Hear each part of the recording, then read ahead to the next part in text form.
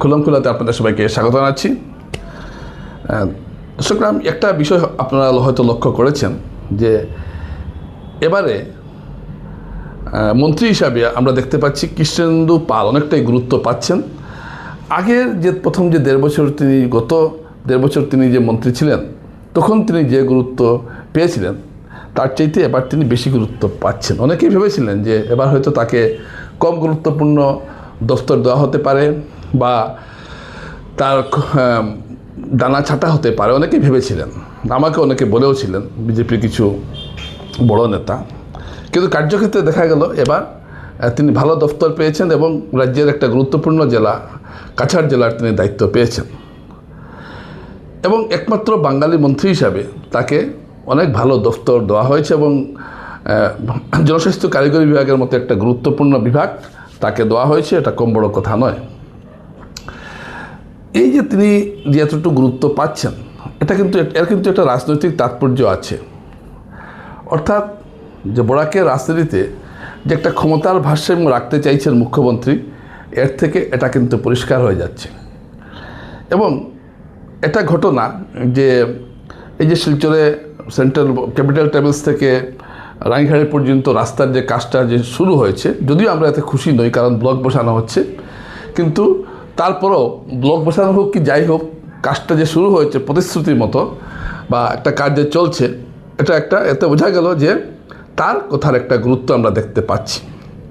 আমি এই বিষয়টা কেন আলোচনা করছি, কারণ আপনারা যদি কাছাড়ের রাজনীতি কিংবা বরাকের রাজনীতিকে ভালোভাবে দেখেন তাহলে কিন্তু গত কয়েক মাসে আমরা দেখেছি কৌশিকরা একটা শক্তিশালী অবস্থানে আছেন গত কয়েক বছর থেকে। এবারে কৃষ্ণেন্দু পাল গতবারও ছিলেন, কিন্তু আমরা দেখছিলাম যেন কৌশিকরা একটু বেশি গুরুত্বপূর্ণ।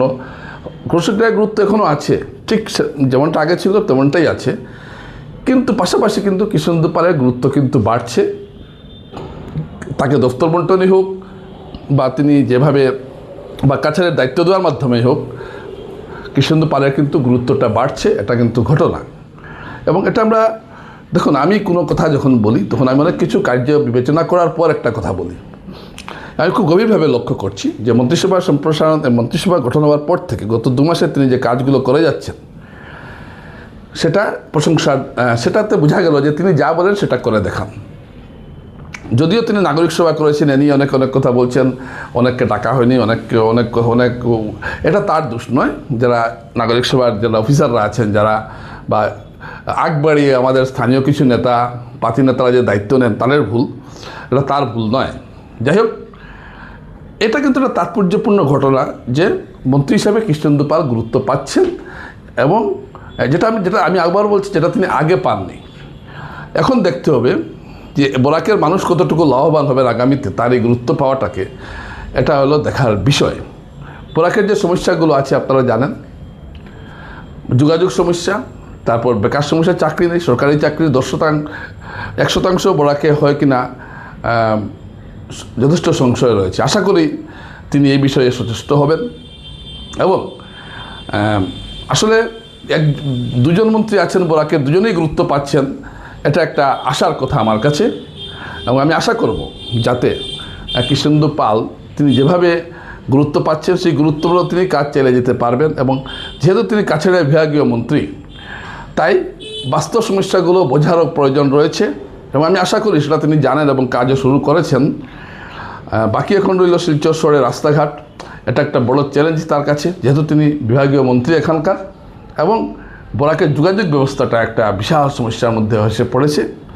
এটা সমাধান করা প্রয়োজন। কারণ দেখুন, হাইওয়ে হবে তো দেরি হবে এখনও, বা অন্য যেগুলো রাস্তা আছে, কিন্তু যে বরাকের যোগাযোগ সমস্যাটা প্রধান সমস্যা, এটা দেখাটা অত্যন্ত প্রয়োজন। নমস্কার।